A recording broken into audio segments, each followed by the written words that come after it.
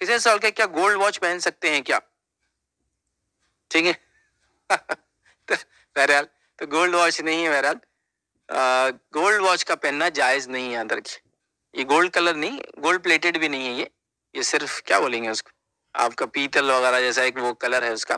Gold plated watches جو ہوتی ہے وہ اورنج جیسی ہوتی ہے، یلوئش نہیں ہوتی کلر میں کبھی بھی.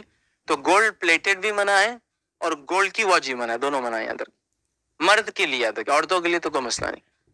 مرد کے لیے گولڈ کی واچ پہننا یا گولڈ پلیٹڈ واچ پہننا یہ درست نہیں ہوگا، سوائے اس کے کہ ایسا کچھ مٹیریل یوز ہوتا ہے جس سے واچ کی لائف یا واچ کا کنسٹرکشن میں یوز ہوا.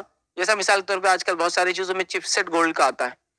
اس سے کیا ہوتا ہے، گولڈ جو ہے بہت اچھے سے سگنل پاس کرتا ہے. اس لیے آپ دیکھیں کمپیوٹرز وغیرہ کے اندر جو ڈیوائسز لوگ پھینک دیتے ہیں، لوگ لے کے پگھلاتے ہیں اور وہ کتنے پگھلائے تو اتنا اتنا گولڈ نکلتا ہے. اس وجہ سے ہوتا ہے ایسا، وہ ایک الگ چیز ہے. تو وہ تو ایک الگ چیز ہے کہ گولڈ ڈالا جاتا ہے، گولڈ چونکہ اچھا ٹرانسفر کرتا ہے ڈیٹا کو، یا گولڈ سے جو ہے سگنل برابر پاس ہوتے، تو وہ ایک الگ چیز ہے.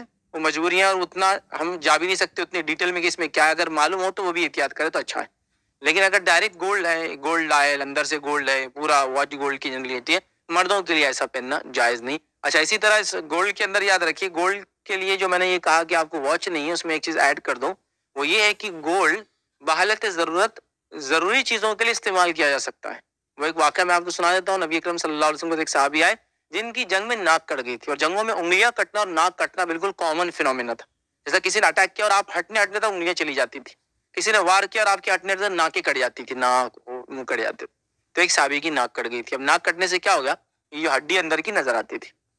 تو اس زمانے میں ایک سسٹم تھا، وہ تھوڑا سا چھپانے کے لیے کرتے تھے، چاندی کی ناک بناتے، اس میں ہک ہوتا تھا، اور ناک کی جو ہڈی جب کٹ جاتی ہے، آپ کسی اسکیلیٹن میں دیکھیے، آپ کو سمجھ میں آئے گا، تو اس میں 2 سوراخ ہوتے ہیں. تو وہ چاندی کی ناک کے ہک کے ساتھ لٹکا دیا جاتا تھا، تو اچھا لگتا تھا، تھوڑا ایسا ناک دکھتی تھی انسان کی. تو یہ کیا جاتا تھا. تو صحابیہ کہ اللہ کے رسول، میں یہ ناک پہنتا ہوں تو کیا ہوتا ہے، جب وہ گرم ہوا اندر جاتی ہے تو بدبو آتی ہے. جو سلور ہے نا، اسمیل کرتا ہے قسم کی. وہ پہن کے اگر آپ کے علاقوں میں گھوم رہے آپ، تو اس میں ہوا جا رہی ہے تو اسمیل کرتا ہے. تو کیا میں سونے کی بنا لوں؟ تو آپ نے اجازت دے دی. ہاں، مطلب چونکہ وہ میڈیکل یوز تھا، اس میں اسمیل آتی تھی چاندی کی ناک میں، اور بغیر ناک کا آدمی اچھا نہیں دکھتا ہے.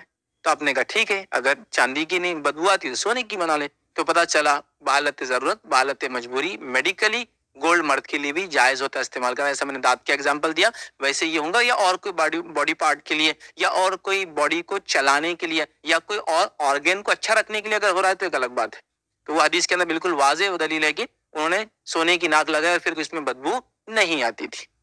ٹھیک ہے. تو بہرحال ضرورت کے تحت ہے، لیکن عام طور سے ایز آرنامنٹ، اور گھڑی بھی ایک آرنامنٹ کا پارٹ ہے، اس کو گولڈ کی نہیں پہن